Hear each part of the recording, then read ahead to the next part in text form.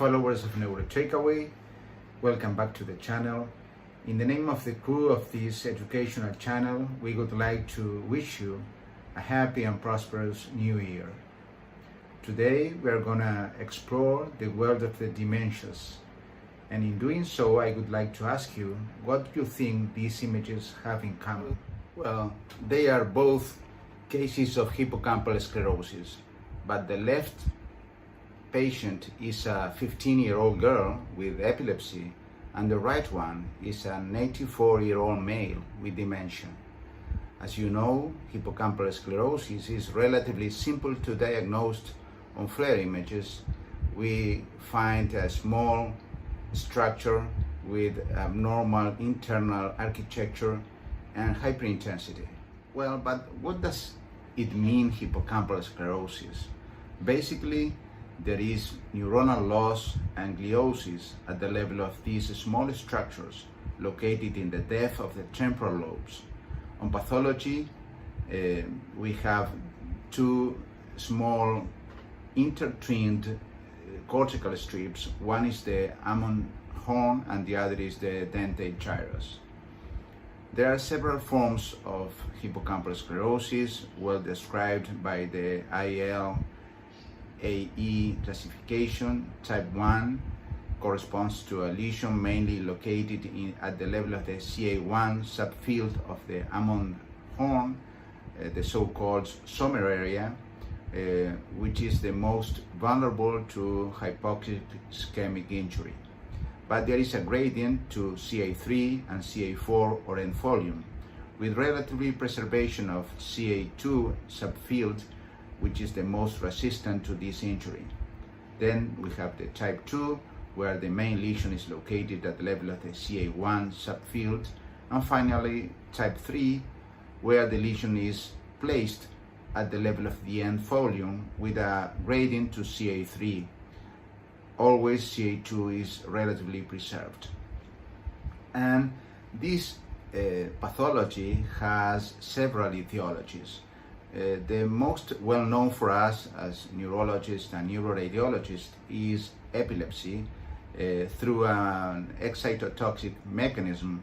This area is plenty of glutamatergic receptors. So excitotoxicity is one of the main mechanisms of lesion. But there are several others. For example, hypoxic ischemic injury, inflammation, hypoglycemia. There is always a genetic predisposition. We also have toxics, heat, and stress. Maybe by hormonal stimulation, hyperstimulation, probably due to steroids.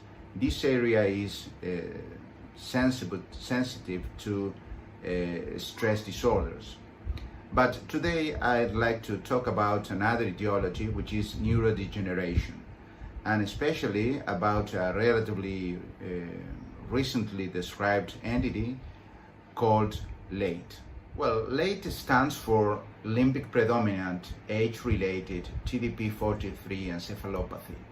To have an idea of the impact of this process in the general population, you can see this graph representing people over 50, over 80 years old, and you can see that up to 25% of cases can be associated with neuropathological changes of LATE. So far, we don't have any biomarkers for diagnosing the process. The diagnosis is made by pathological changes. We have to find TDP-43 aggregates at the level of the limbic structures, especially the amygdala, subiculum, hippocampus, and the entorhinal cortex. But the process is not limited to these areas. It can propagate to other areas, probably by a prion-like mechanism. You can find them in the frontal, temporal, and insular lobes. Regarding the relation with hippocampal sclerosis, it is not always found, but it is very frequent. Probably it is the end stage of the disease, and the important thing is that we can detect it on imaging. The hippocampal sclerosis of LATE is usually symmetric, but it can be asymmetric in up to 40 or 50% of cases. And there is a rostrocaudal gradient of compromised. With respect to the clinical symptoms, it is associated with an amnestic cognitive decline, very similar to Alzheimer's disease.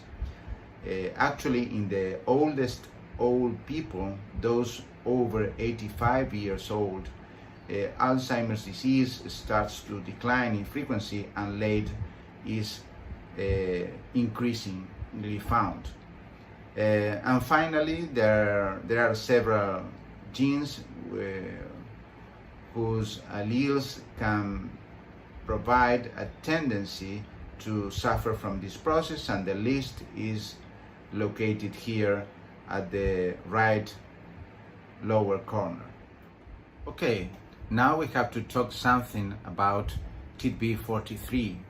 This is an acronym of transactive response DNA binding protein 43 kilodaltons. This protein is mainly nuclear. It's highly conserved and ubiquitous through evolution, and it belongs to a huge family of heterogeneous nuclear ribonucleoproteins, which main role is to regulate the expression of certain genes at the level of transcription and translation.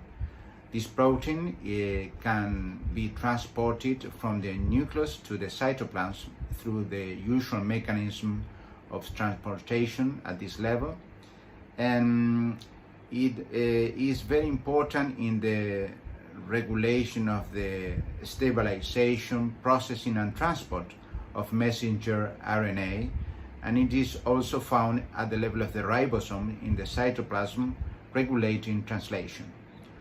So regarding the importance of this protein in neurology, it was drawn to the limelight by the seminal papers of the German pathologist Manuela Neumann, who in 2006 related the aggregates of this protein in neurons of patients with frontotemporal neurodegeneration and amyotrophic lateral sclerosis.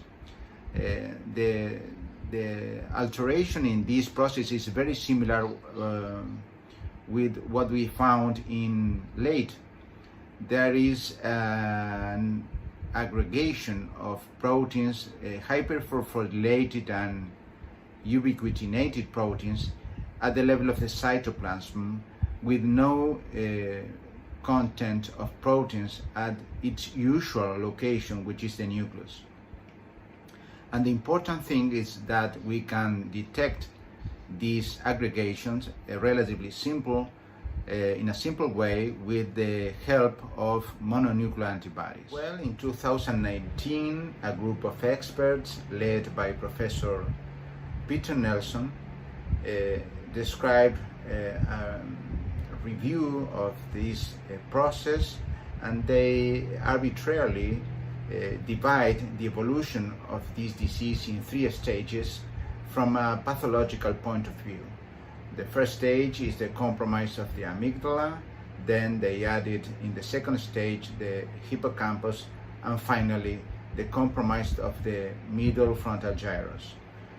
On imaging, we can't detect these alterations, but we can suspect the process in an old, very old patient with cognitive decline and hippocampal sclerosis. Well, to finish up this video, I would like to show you the 3 entities that so far are related with the deposition of TDP-43 aggregates: frontotemporal degeneration, amyotrophic lateral sclerosis, and they both can be overlapped, and late.